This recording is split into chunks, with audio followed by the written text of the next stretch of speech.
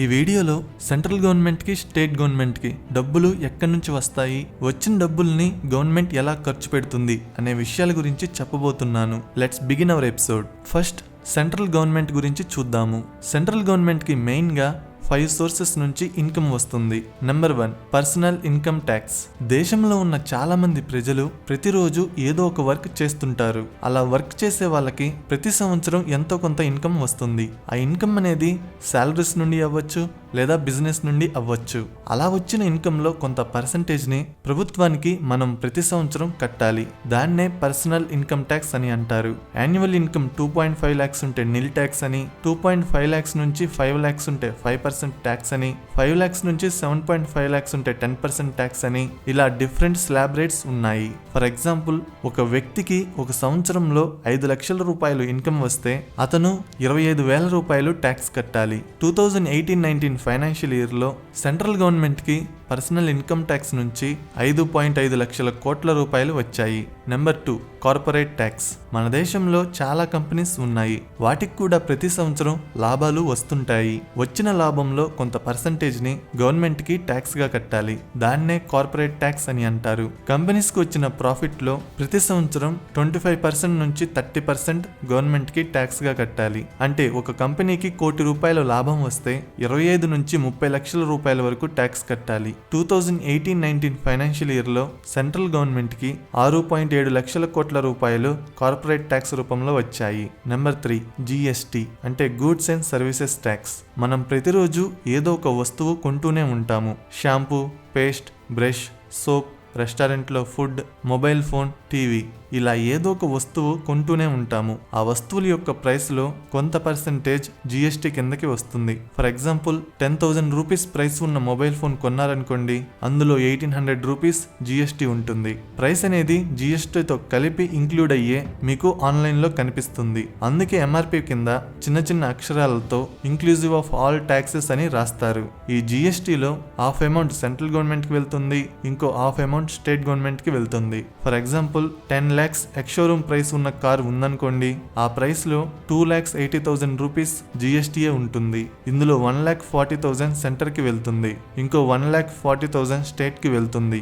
ఈ విధంగా central government కి GST రూపంలో డబ్బులు వస్తాయి. 2018-19 ఫైనాన్షియల్ ఇయర్ లో సెంట్రల్ గవర్నమెంట్ కి 5.8 లక్షల కోట్ల రూపాయలు GST రూపంలో వచ్చాయి. నెంబర్ 4 ఎక్సైజ్ డ్యూటీ అంటే పెట్రోల్ మీద వచ్చే రెవెన్యూ. ప్రజలు కొనే పెట్రోల్ మీద బోత్ సెంటర్ అండ్ స్టేట్స్ కి రెవెన్యూ వస్తుంది. పెట్రోల్ ప్రైస్ లో 70% ట్యాక్సే ఉంటుంది. 2018-19 ఫైనాన్షియల్ ఇయర్ లో సెంట్రల్ గవర్నమెంట్ కి 1.4 లక్షల కోట్ల రూపాయలు ఎక్సైజ్ డ్యూటీ రూపంలో వచ్చాయి. Number 5 customs duty. ఇండియా చాలా వస్తువుల్ని ఇంపోర్ట్ చేసుకుంటుంది, అలాగే ఎక్స్పోర్ట్ కూడా చేస్తుంది. ఇంపోర్ట్ అండ్ ఎక్స్పోర్ట్ చేసే వస్తువుల మీద వేసే ట్యాక్స్ ని కస్టమ్స్ డ్యూటీ అని అంటారు. ఒక్కొక్క వస్తువు మీద ఒక్కొక్క రకంగా కస్టమ్స్ డ్యూటీ ఉంటుంది. 2018-19 ఫైనాన్షియల్ ఇయర్ లో సెంట్రల్ గవర్నమెంట్ కి 1.3 లక్షల కోట్ల రూపాయలు కస్టమ్స్ డ్యూటీ రూపంలో వచ్చాయి. ఇవి కాకుండా కోల్ మైన్స్ నుంచి, స్పెక్ట్రమ్ ఆక్షన్ నుంచి, స్టేట్ గవర్నమెంట్ కి ఇచ్చిన లోన్స్ నుంచి జనరేట్ అయ్యే వడ్డీ నుంచి సెంట్రల్ గవర్నమెంట్ కి డబ్బులు వస్తాయి. 2018-19 ఫైనాన్షియల్ ఇయర్ లో సెంట్రల్ గవర్నమెంట్ కి 20 లక్షల కోట్ల రూపాయల రెవెన్యూ వచ్చింది. ఇందులో కార్పొరేట్ ట్యాక్స్ నుంచే గవర్నమెంట్ కి ఎక్కువగా రెవెన్యూ వస్తుంది. ఇక ఖర్చు విషయానికి వస్తే సెంట్రల్ గవర్నమెంట్ కి వచ్చిన రెవెన్యూని 5 విధాలుగా ఖర్చు పెడుతుంది. Number 1 devolution of central taxes to states.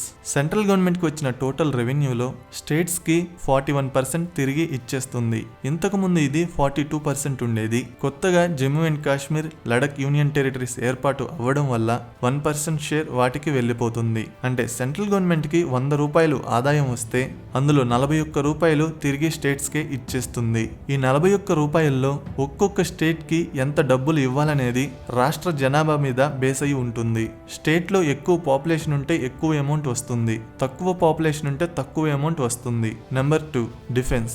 ఆర్మీలో పనిచేసే వాళ్ళ యొక్క శాలరీస్ మీద, పెన్షన్స్ మీద, ఆయుధాల మీద ఖర్చు పెడుతుంది. సెంటర్ ఖర్చు పెట్టే మొత్తం డబ్బుల్లో 15% డిఫెన్స్ మీదే ఖర్చు పెడుతుంది. Number 3 subsidies.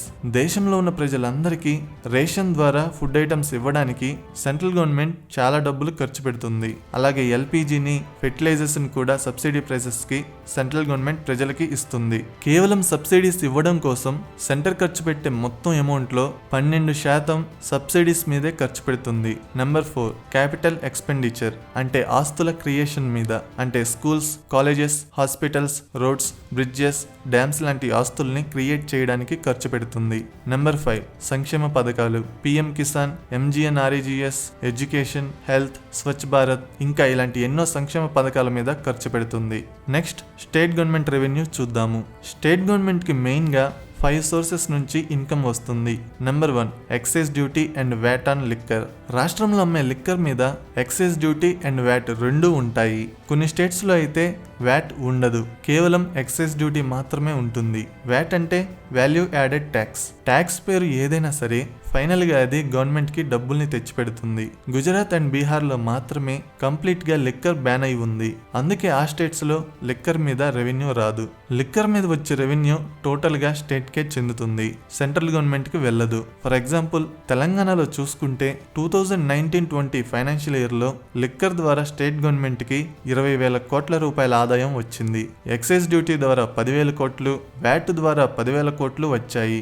జిఎస్టీ తర్వాత ఒక స్టేట్ కి ఎక్కువగా రెవెన్యూ తెచ్చిపెట్టేది లిక్కరే. అందుకే లాక్డౌన్ లో కూడా లిక్కర్ షాప్స్ ని ఓపెన్ చేశారు. Number 2 VAT on fuel. Fuel మీద సెంట్రల్ గవర్నమెంట్ ఎక్సైజ్ డ్యూటీని విధిస్తే స్టేట్ గవర్నమెంట్స్ వ్యాట్ ని విధించాయి. ఫ్యూల్ మీద విధించే వ్యాట్ ద్వారా తెలంగాణ గవర్నమెంట్ కి 2019-20 ఫైనాన్షియల్ ఇయర్ లో 10,000 కోట్ల రూపాయల ఆదాయం వచ్చింది. Number 3 stamp duty and registration. State లో చాలా మంది ప్రతిరోజు ప్రాపర్టీస్ ని అమ్ముతుంటారు, కొంటుంటారు. ఆ ప్రాపర్టీస్ ని తమ పేర్ల మీద రిజిస్టర్ చేయించుకున్నప్పుడల్లా కొంత అమౌంట్ ని గవర్నమెంట్ కి పే చేయాలి. ఈ అమౌంట్ ద్వారా తెలంగాణ గవర్నమెంట్ కి 2019-20 ఫైనాన్షియల్ ఇయర్ లో 8,000 కోట్ల రూపాయల ఆదాయం వచ్చింది. నెంబర్ 4 జిఎస్టీ అంటే goods and services tax.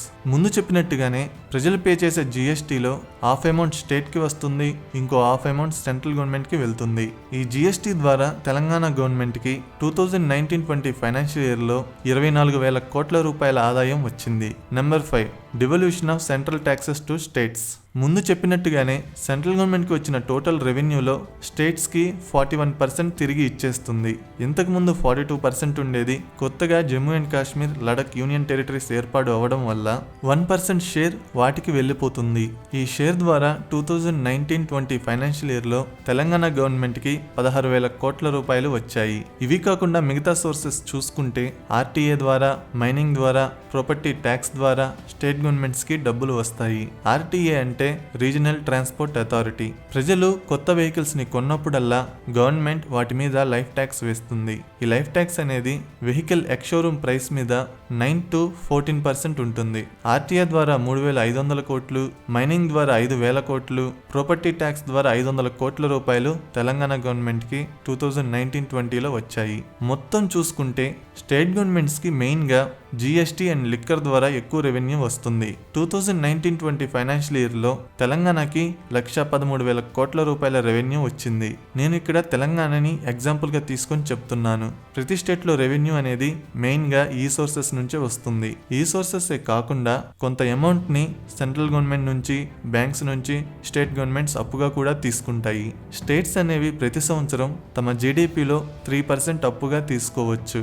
State కి ఉన్న మొత్తం అప్పు అనేది జీడీపీకి 25% కన్నా ఎక్కువ ఉండకూడదు. ఫర్ ఎగ్జాంపుల్ ఒక స్టేట్ జీడీపీ 10 lakh crores ఉందనుకోండి, ఆ స్టేట్ ప్రతి సంవత్సరం 30,000 కోట్లు అప్పుగా తీసుకోవచ్చు. కానీ స్టేట్ కి ఉన్న మొత్తం అప్పు 2,50,000 కోట్లు దాటకూడదు. ఒకవేళ దాటిందంటే ఆ స్టేట్ లో ఫైనాన్షియల్ మిస్ మేనేజ్మెంట్ ఉన్నట్టే. ఒకవేళ డెప్ట్ టు జీడీపీ రేషియో పర్సంటేజ్ అనేది ప్రతి సంవత్సరం తగ్గుతూ వస్తే ఆ స్టేట్ లో ఫైనాన్షియల్ మేనేజ్మెంట్ హెల్తీగా ఉన్నట్టే. సో ఒక రాష్ట్ర అప్పుని జీడీపీతో మెజర్ చేయాలే తప్ప అమౌంట్ ని బట్టి మెజర్ చేయకూడదు. ఇక ఖర్చు విషయానికి వస్తే స్టేట్ గవర్నమెంట్ అనేది వచ్చిన డబ్బుల్ని 3 విధాలుగా ఖర్చు పెడుతుంది. ఒకటి క్యాపిటల్ ఎక్స్పెండిచర్ అంటే అసెట్స్ క్రియేషన్ మీద, అంటే schools, colleges, hospitals, roads, bridges, dams లాంటి ఆస్తుల్ని క్రియేట్ చేయడానికి ఖర్చు పెడుతుంది. రెండవది రెవెన్యూ ఎక్స్పెండిచర్, అంటే సంక్షేమ పథకాల మీద, ప్రభుత్వ ఉద్యోగులకి జీతాలు ఇవ్వడానికి ఖర్చు పెడుతుంది. ఈ రెవెన్యూ ఎక్స్పెండిచర్ అనే దాని వల్ల యాసెట్స్ క్రియేషన్ ఏమీ ఉండదు. రెవెన్యూ ఎక్స్పెండిచర్ అనేది ఎక్కువగా ఉంటే ఆ స్టేట్ అనేది తక్కువగా గ్రో అవుతుంది. మూడవది డెబ్ట్ and interest payments. Government already కొన్ని అప్పులు తీసుకుని ఉంటుంది. వచ్చిన రెవెన్యూతో ఉన్న అప్పుల్లో కొంత అప్పుని తిరిగి చెల్లిస్తుంది. మిగిలి ఉన్న అప్పుకి వడ్డీ కడుతుంది.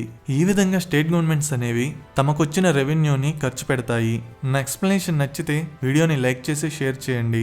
ఇలాంటి ఇంట్రెస్టింగ్ వీడియోస్ కోసం ఛానల్ని సబ్స్క్రైబ్ చేయండి. వీడియో పెట్టగానే నోటిఫికేషన్ రావాలంటే సబ్స్క్రైబ్ చేయగానే పక్కనే ఒక బెల్ ఐకాన్ కనబడుతుంది. దాని మీద క్లిక్ చేయండి. Thank you.